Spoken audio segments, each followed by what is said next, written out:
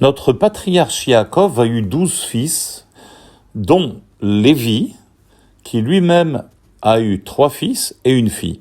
Les 3 fils, Gershon, Kehat et Merari, et la fille, Yocheved. Ces 3 frères ont engendré la tribu de Lévi, qui a consacré leur vie au service du temple. Le sanctuaire construit dans le désert sur ordre divin, appelé tabernacle, Mishkan, se montait et se démontait tout au long des étapes de la traversée des Juifs dans le désert. La tribu de Lévi fut chargée de porter des éléments spécifiques du tabernacle répartis ainsi. Kehat et sa famille portaient les objets les plus sacrés du Mishkan.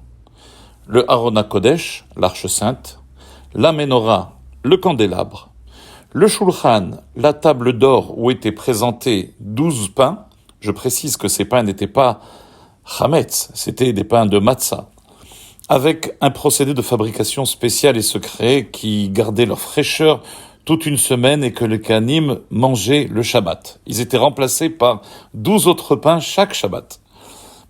Cette famille Kehat portait également les misbechot, les autels et leurs accessoires. Donc, pour Kehat, tous les objets les plus précieux du tabernacle. La famille de Gershon, eux, portait les revêtements, les couvertures, les tentures du tabernacle. Alors que le 3e fils, la famille Merari, portait les socles et les piliers du tabernacle. Nous avons souvent expliqué l'importance du prénom hébraïque et sa signification. Le nom n'est pas seulement un moyen d'identification, il existe un lien très étroit entre le nom et l'âme de la personne. Le potentiel spirituel d'une personne est contenu dans son nom. Précisons qu'il ne s'agit pas du nom de famille, qui lui est apparu bien plus tard dans l'histoire. Il n'est qu'un moyen d'identification, mais nous parlons ici de l'importance du prénom. Ainsi, le Bnei Issachar écrit que le nom est comme le manche d'un ustensile qui permet de le soulever et en même temps de l'élever.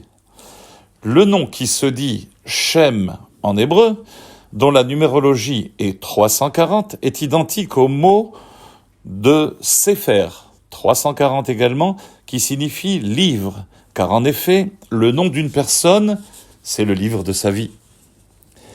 Ainsi, les noms des fils de Lévi comportent un sens rattaché à leur fonction précise dans le sanctuaire. Aussi, il est nécessaire de savoir que chaque événement relaté dans la Bible peut être compris d'un point de vue psychologique et spirituel, ce qui souligne l'intemporalité de la Torah et de l'enseignement qu'elle véhicule, en particulier pour certaines lois qui ne se pratiquent plus de nos jours en raison de la destruction du sanctuaire. Le sens spirituel et psychologique de ces lois garde néanmoins tout leur sens. Revenons à nos familles. Ces 3 familles de Lévi n'étaient pas de simples déménageurs de tabernacle. C'est un regard plus profond qu'il faut porter derrière leurs rôles respectifs.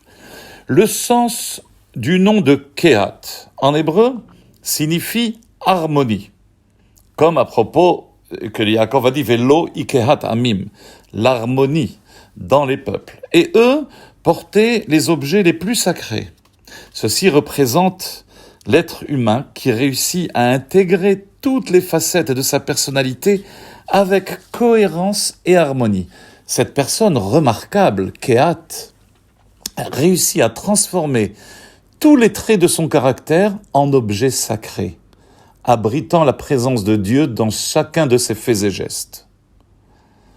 Gershon, le second fils, dont la signification du nom est l'égaresh, expulsé. Un divorce se dit en hébreu girushin. Gershon, lui, fut affecté au port du revêtement du tabernacle. Gershon, c'est la personne qui a constamment besoin de chasser, de repousser ses pulsions, ses envies. Et ces envies-là qui empiètent sur sa relation à Dieu et tentent de le détourner. Il est toujours dans un mouvement de girushin, de refoulement de ses pulsions, veillant ainsi à se protéger des risques émotionnels. Et sa fonction fut naturellement celle de porter des revêtements, des couvertures, des rideaux pour se protéger dans le temple. Merari, lui, signifie mar, l'amertume, comme le maror, celui qui n'arrive pas à se débarrasser du mal émotionnel qui l'assaille. Il a de l'amertume car il n'y arrive pas, mais pour autant, il lutte, il ne se décourage pas.